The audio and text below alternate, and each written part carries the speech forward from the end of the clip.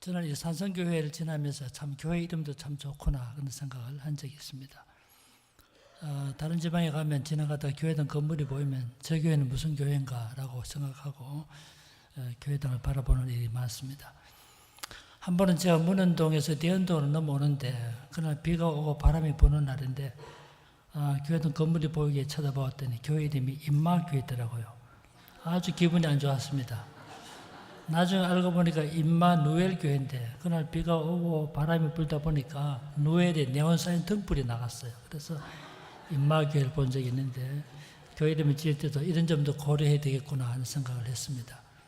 우리 부산의 연산동에 가면 뉴 부산교회가 있습니다. 속으로 신부산교회를 하든지 새 부산교회를 하면 될 텐데 뉴 부산교회가 뭔가 하기야 우리 한국 사람들은 외국어를 잘 쓴다 그러잖아요. 딱 한마디 하면서 세 가지 언어를 쓴다 그러잖아요. 핸들, 이빠이, 꺾어 이런 거. 제가 일본에 갔다 돌아와서 신문을 보니까 서울서 제일 큰 교회가 없어졌다. 서울서 제일 큰 교회 소멸. 아주 짧은 기사가 신문에 있었습니다. 전 직감적으로 여의도에 있는 큰 교회가 문제가 생겼구나 그렇게 생각했는데 나중에 알고 보니까 서울에 설립된 교회 중에 교회 이름 자체가 서울서 제일 큰 교회였습니다. 무슨 문제가 있었는지 3개월 만에 문을 닫았다는 신문을 본 적이 있습니다.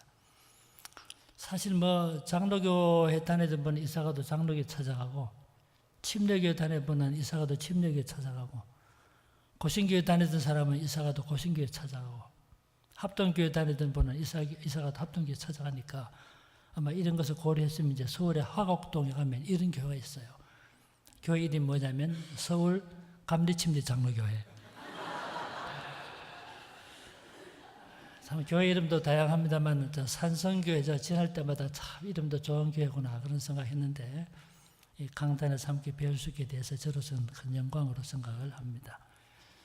지난주 창세기에 이어서 오늘은 출애굽기라는 책에 대해서 함께 말씀을 드리고자 합니다. 출애굽기 무슨 뜻입니까? 출애굽기 애굽에서 나온 기록이라는 뜻입니다. 출애굽기라는 책이 애굽에서 나온 기록이라는 뜻이지만 출애굽기가 출애굽의 모든 과정을 다 기록한 것은 아닙니다. 사실 출애굽기가 포괄한 기간은 딱 3개월입니다. 이스라엘 백성들이 변방 지역인 람셋에서 출발해서 3개월이 지난 다음에 시내 광야 혹은 시내산에 도착하는데 이 3개월 동안에 여정이 기록된 책이 출애굽기라는 책입니다. 출애굽의 여정이 40년이니까 여기 비해 본다면 아주 짧은 기간 동안 있었던 사건이 기록된 책이 출애굽기라는 책입니다. 40장으로 되어 있지만 따지고 보면 딱 두 가지입니다. 1장부터 18장까지는 이스라엘 백성들이 람셋을 출발해서 3개월이 지난 다음에 시내 광야에 오는 이 여정이 기록되어 있고 두 번째 부분이 19장부터 마지막 장인 40장까지인데 시내산에 도착한 이후에 하나님의 계명을 받고 10계명을 받고 언약을 체결하고 그리고 이스라엘 백성들에게 주신 여러 가지 규례가 기록된 것이 19장 이하의 말씀입니다. 그래서 19장 1절에 보면 이스라엘 백성들이 애굽을 나온 지 3개월이 지난 다음에 시내 광야에 도착했다는 말로 출발하고 있습니다. 이 출애굽기라는 책이 크게 두 가지로 구성되어 있지만 결국 이 책을 통해서 무엇을 말하려는 것인가를 파악하는 것이 오늘 설교의 주제입니다. 성경 개별 본문을 통해서도 말하지만 그 책을 통해서도 우리에게 교훈하시기 때문에 출애굽기라는 책이 우리에게 무엇을 말하는가 이것을 파악하는 것이 오늘 제 설교의 중요한 내용입니다. 잘 아시는 바처럼 이스라엘 백성들이 야고보 때 애굽으로 이민을 가서 70명 이민을 가서 430년이 지난 동안에 이스라엘 백성들은 200만 명으로 불어납니다. 한번 생각해 보십시오. 남의 나라에서 타민족이 타종족이 인구가 그렇게 폭발적으로 불어가니까 애굽에서는 이것을 문제하고 이스라엘 백성들의 숫자를 축소하려는 인구 조절 정책을 쓰게 됩니다. 그래서 이스라엘 백성들에게 재료도 주지 않고 비돔성과 람셋 성을 건축하도록 했을 때 큰 고통을 당하게 됩니다. 이때 이스라엘 백성들이 하나님께 호소했고 이 이스라엘 백성들의 호소를 들으신 하나님께서 자기 백성을 인도해 가신다는 것이 출애굽기의 중요한 내용입니다. 우리 출애굽기 보면 특히 3장부터 이스라엘 백성들이 출애굽한 과정 기록된 14장 이전까지, 즉 3장부터 13장까지 보면 크게 두 사람이 언급되고 있습니다. 첫 번째 사람이 모세입니다.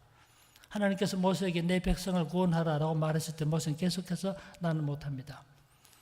특히 3장부터 6장까지 계속 보면 모세에 대해서 말할 때 모세는 나는 못합니다. 여러분 나중에 집에 가서 보십시오. 나는 못합니다. 하나님께서 모세에게 내 백성을 구원하라라고 말했을 때 내가 무슨 권세를 가지고 도대체 내가 누구에게 내가 바로에게 나간단 말입니까? 나는 못합니다. 난 계속해서 나는 못합니다. 나는 입이 뻣뻣하고 혀가 굳은 자입니다. 말을 잘 하지 못합니다. 하나님께서 내 형 아론이 있지 않느냐? 그렇게 했는데도 불구하고 모세는 나는 못합니다. 계속해서 말하면 나는 못합니다. 하나님께서 모세에게 표징을 보기 위해서 지팡이를 던져서 뱀이 되는 기적을 보여줬음에도 불구하고 모세는 나는 못합니다. 난 계속 나옵니다. 3장부터 13장까지 두 사람의 인물이 언급되는데 모세에 대해서는 나는 못합니다. 계속해서 나옵니다. 6장 1절 이하로 넘어가면 바로에 대해서 특히 나옵니다. 바로에 대해서는 두 가지 표현이 나오는데 바로는 완악하였다. 바로는 완강하였다. 우리말 번역에는 완악하였다는 단어와 완강하였다 두 가지 단어가 사용됐지만 사실 히브리어는 같은 단어입니다. 바로에 대해서 계속해서 바로는 이스라엘 백성들을 놓아주지 않았기 때문에 바로는 완악하였다. 바로는 완강은 계속해서 나옵니다.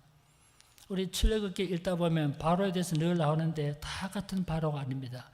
사실 출애굽기에 언급되는 바로는 각기 다른 세 사람의 바로가 언급되고 있습니다.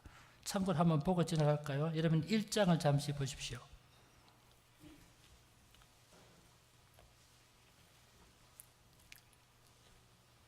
1장 8절에 보면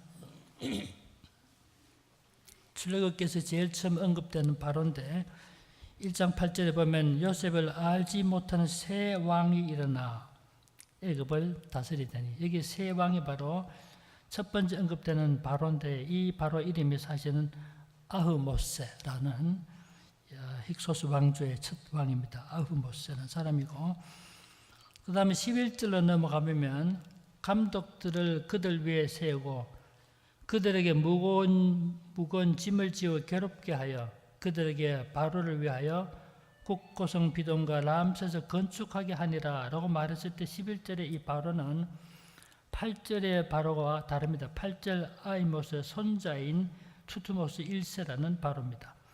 그러니까 8절과 11절 사이 불과 3절 사이지만 긴 역사적 간격이 있다는 사실을 알게 됩니다. 11절 이 바로가 바로 이스라엘 백성들이 출애굽할 당시의 바로였는데 이 11절에서 말하는 바로가 아이모스의 손자인 투트모스 1세인데 18살 때 왕이 돼서 26년 동안 통치했던 사람이고 이스라엘 백성들이 출애굽할 당시에 이 바로가 그때 나이가 20세였습니다. 이 바로는 무남동염이 있었고 아들이 없었기 때문에 버려진 모세를 데려다 키우게 됩니다. 실제로 이 바로가 아들이 없었습니다. 그때 버려진 모세를 발견하고 모세를 데리고 키웠던 사람이 이 아이모스, 즉 이 투트모스 1세의 외동딸이 이 무남동녀가 바로 모세를 양육했던 사람입니다. 6장으로 넘어가면 6장으로 한번 가보십시오.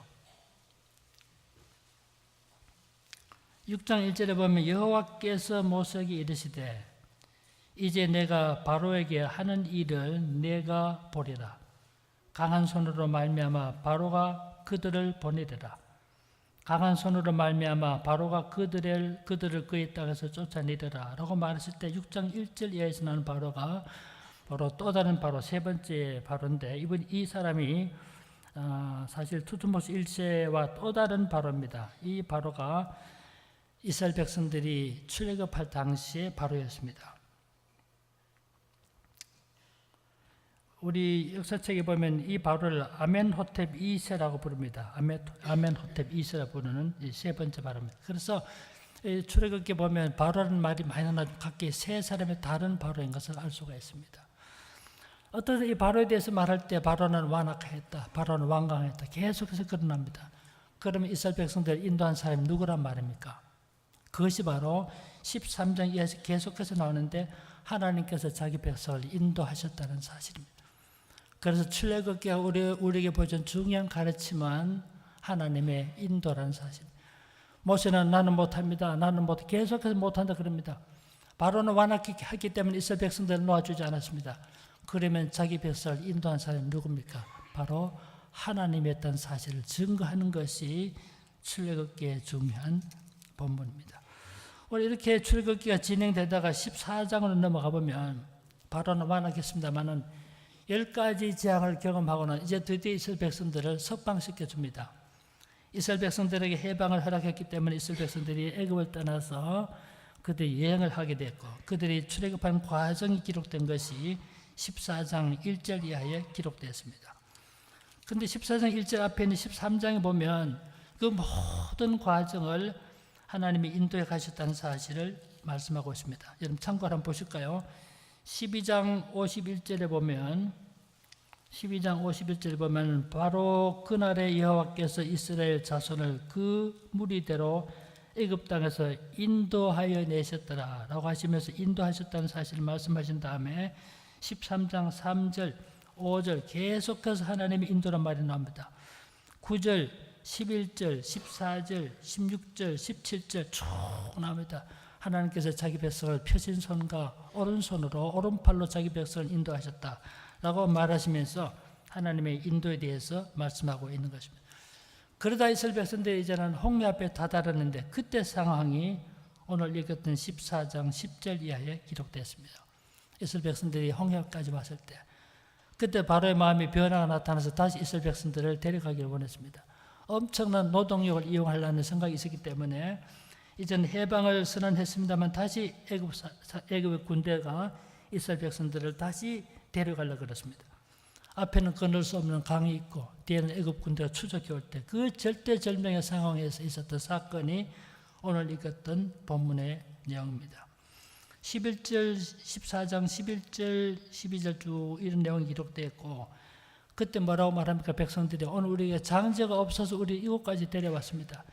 차라리 애굽 땅에 가서 죽는 것이 좋겠습니다 라고 불평하고 원망했을 때 그때 하나님께서 모세를 통해서 하셨던 말씀이 13절입니다. 여러분 14장 13절 보십시오. 모세가 백성에게 이르되 너희는 두려워하지 말고 가만히 있어서 여호와께서 오늘 너희를 위하여 행하시는 구원을 보라. 너희가 오늘 본 애굽 사람을 영원히 다시 보지 아니하리라. 중요한 말씀합니다. 앞에는 건널 수 없는 강이 있고 뒤에는 물러설 수 없는 그런 지경에 처했을 때 백성들이 원망했습니다. 우리에게 매장지가 없어서 우리 이곳까지 데려왔습니까? 그렇게 원망했을 때 그때 하나님께서 하신 말씀이 너희는 가만히 있어 여호와의 구원을 보라. 이게 무슨 말일까요? 이것은 바로 내 하나님이 너희를 인도하신다는 사실을 설명하고 있는 것입니다. 하나님께서 내 자기 백성을 인도하시기 때문에 너희는 가만히 있으란 말은 그렇게 말하면서 하나님이 너희를 인도하고 있다는 사실을 설명하고 있습니다. 모세는 나는 못합니다. 나는 못합니다. 계속해서 못한다 그랬고 바로는 자기 이스라엘 백성들을 놓아주지 않았지만 하나님께서 자기 백성을 인도해 가셨고 지금 이 본문을 통해서도 너희는 가만히 있어 여호와의 구원을 보란 말은 내 하나님이 너희를 인도하고 있다는 사실을 설명하고 있는 것입니다. 하나님이 인도하신데도 불구하고 마치 내가 내 힘으로 이 강을 건너야 되는 것처럼 당황하고 그리고 좌절하고 있을 때 너희는 가만히 있어 여호와의 구원을 보라. 이 말은 내가 인도하신다는 사실입니다. 이 점을 잘 이해했던 시편 기자가 62편 1절에서 했던 말이 나의 영혼이 잠잠히 하나님을 바라매며 하나님께서 어떻게 하시는가를 나는 단지 기대하고 보겠습니다 라는 고백을 하고 있습니다.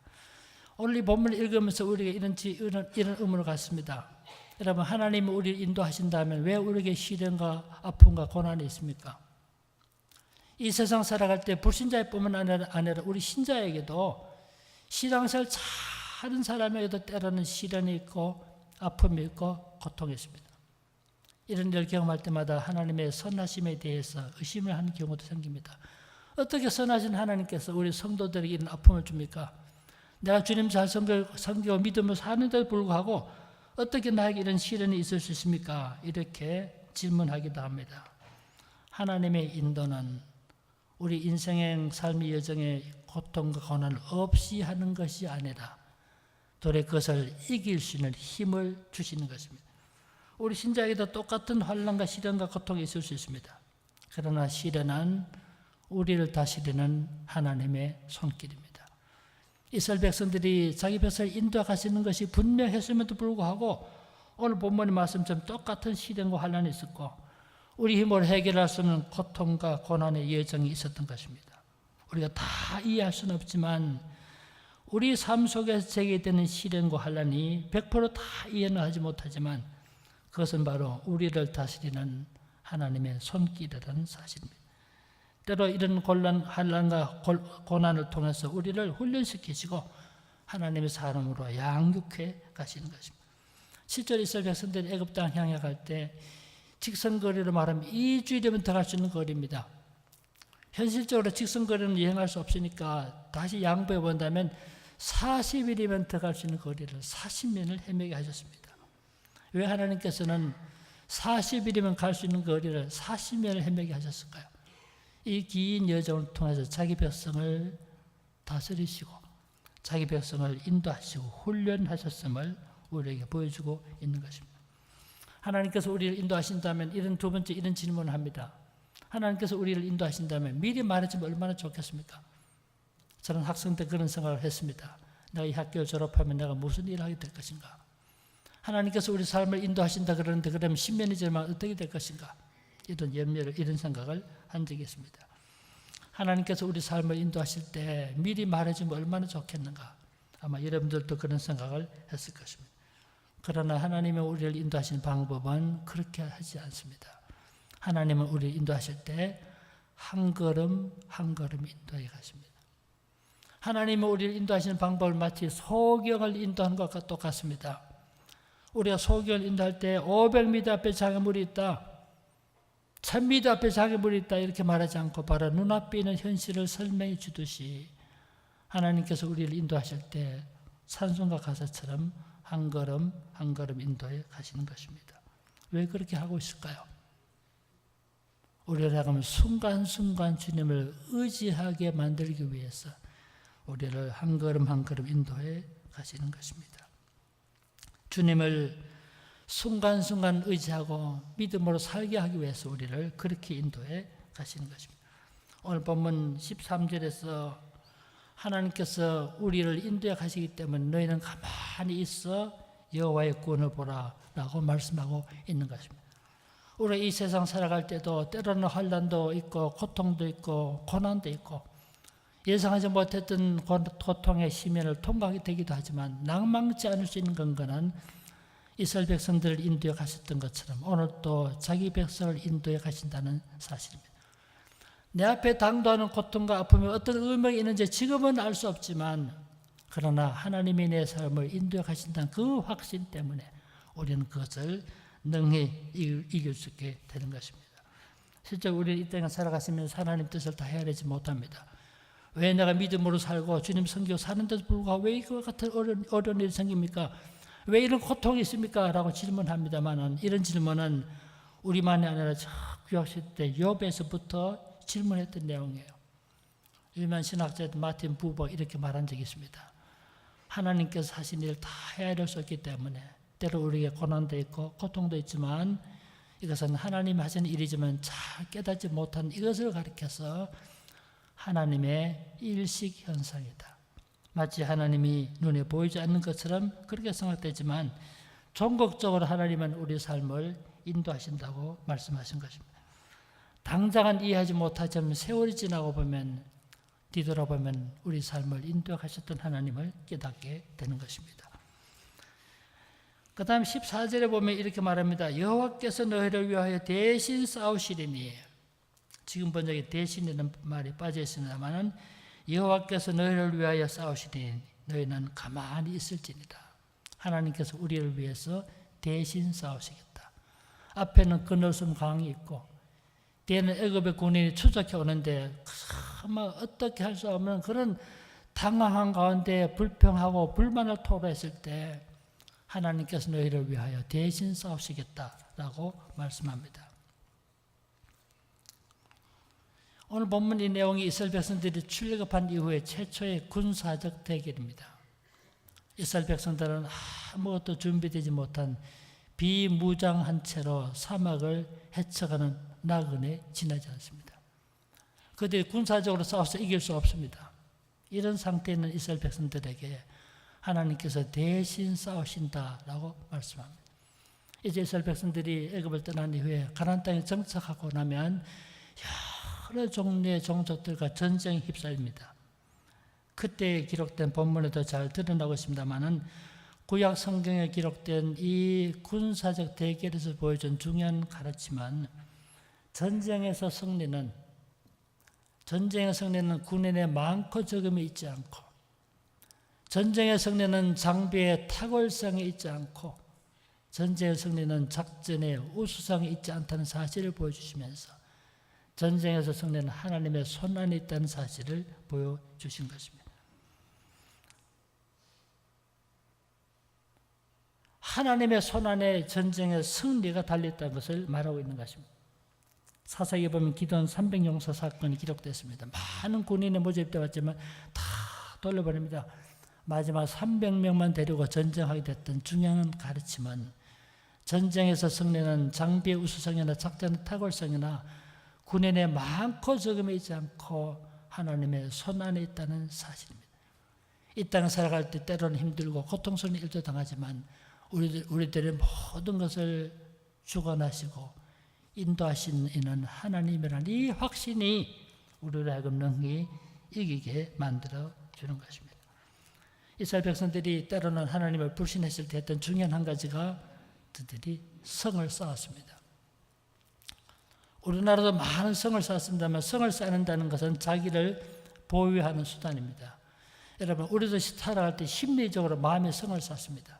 이스라엘 백성들이 하나님을 불신했을 때 했던 중요한 반응이 성을 쌓는 것이었습니다. 그래서 바벨탑을 쌓았습니다. 우리가 바벨탑이라 그러니까 무슨 석가탑이나 다보탑처럼 그런 탑으로 생각하시겠지만 바벨탑은 그런 탑이 아니라 성을 쌓았다는 뜻입니다. 성을 쌓는다는 건 내 스스로 나를 보유하겠다는 이 심리적 결과인데, 하나님을 의지하지 않을 때, 하나님을 신뢰하지 않을 때 내 스스로 나의 성을 쌓으려고 합니다. 이걸 조금 고상한 말로 포츄러스 멘탈리티, 성벽의식이라고 그럽니다. 그러나 우리가 아무도 나를 보호해 줄 수 없는 이 빈들판에 있다 할지라도 하나님께서 나를 지켜주지 않으면 우리는 패배할 수밖에 없고, 나를 숨겨주시는 아무런 그늘 하나 없다 할지라도 하나님은 우리를 지켜주시면 우리는 승리할 수 있는 것입니다. 이 하나님을 신뢰하는 이 정신을 가리켜서 필그림 멘탈리티, 필그림 정신이라 그럽니다. 이스라엘 백성들이 지금 앞에는 그늘섬 강이 있고 뒤에는 애굽 군대가 추적해서 도저히 피할 수 없는 상황에 처해 있을 때, 그때 지도자를 원망하고 사람을 원망했지만 하나님께서 뭐라 그럽니까? 내가 너희를 위해 대신 싸우시겠다고 하시면서 자기 백성을 인도해 가시는 하나님을 제시하고 있는 것입니다. 이 땅을 살아갈 때 때로는 힘들고 때로는 고통스럽고 때로는 예상치 못한 고난의 심연을 통과할지라도 낭망치 않을 수 있는 한 가지 근거는 하나님께서 자기 백성을 인도해 가시고 종국에는 가장 선한 곳으로 인도하신다는 이 확신 속에 믿음으로 살아가시는 우리 모든 성도가 되시기를 주님의 이름으로 축원합니다.